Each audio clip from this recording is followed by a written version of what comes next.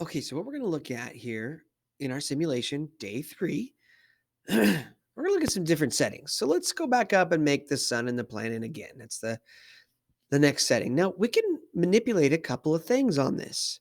Manipulate means just change.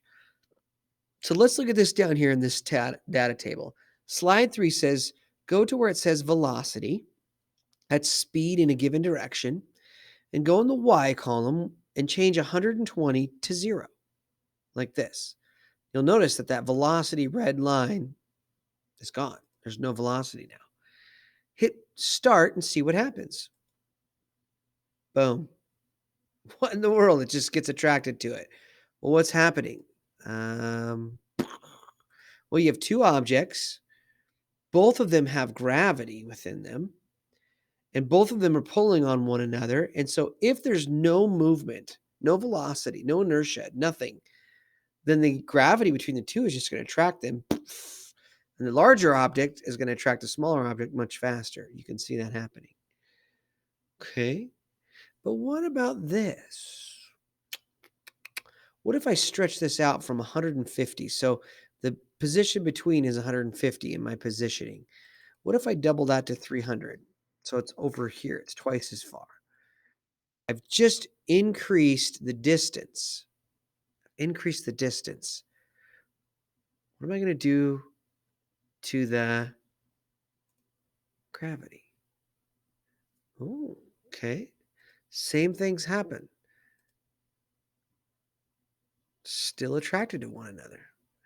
What if I increase the distance to 1,000 off the screen and hit start? You can see that this is moving slightly.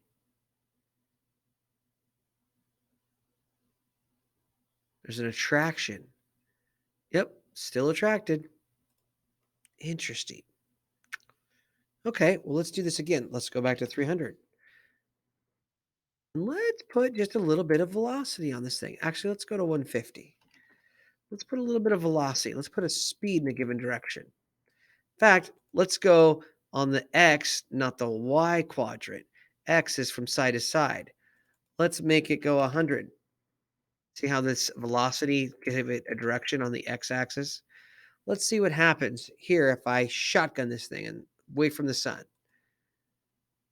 Oh, well, there's a force of gravity, so it does go out, but it slows down because gravity's pulling it back and it brings it back. Interesting. So if I just do that, well, let's delete this, put it back to 0. Let's put our velocity in a different direction, a y direction, straight up and down. Let's put it at 100. I want to send it this way. What's going to happen here? Oh, now I'm in an orbit. So at some point, it wants to go in this straight direction, but gravity's pulling it back towards, and we create an orbit. Okay, stop, reset. What happens if I put this at 200? Ooh, that's a faster speed in that direction. Oh, it went out pretty far. I don't know if that's coming back.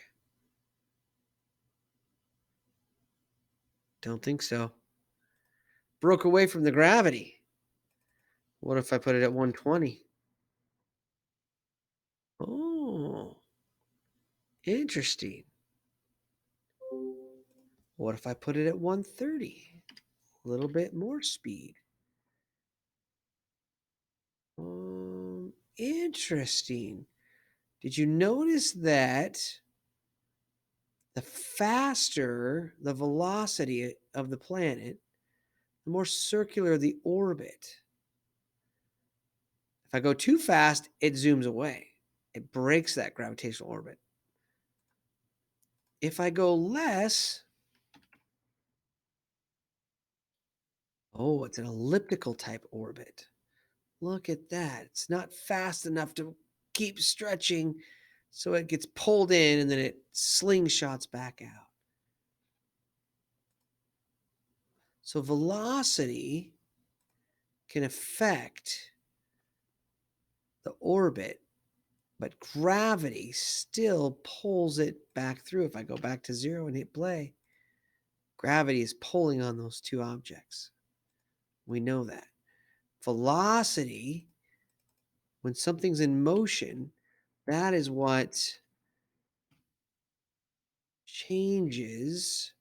And due to gravity, it wants to be pulled to the sun, but it also wants to go in the opposite direction. Remember, it wants to go this way, but the sun wants it to go this way.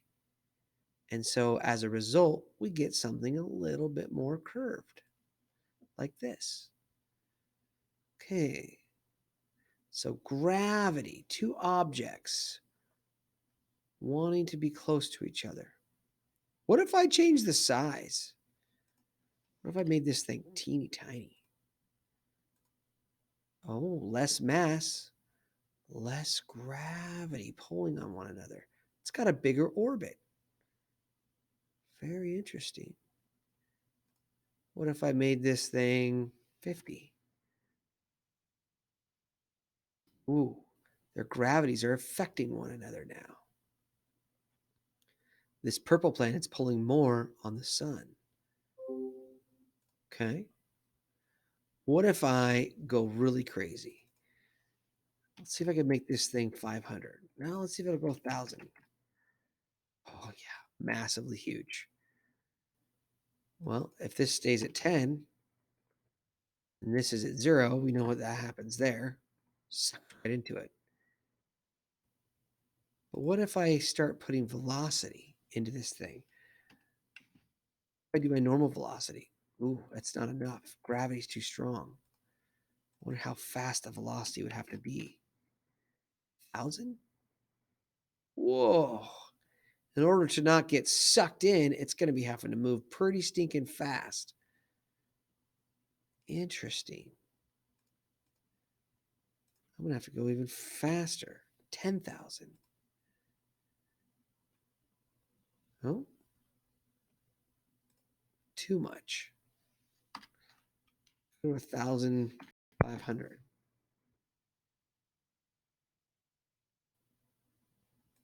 Too much. Let's go to 1,100.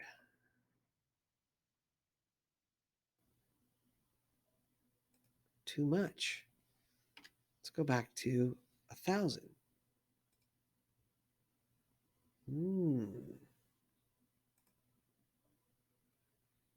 Interesting how gravity affects the orbit when velocity is involved as well. Okay.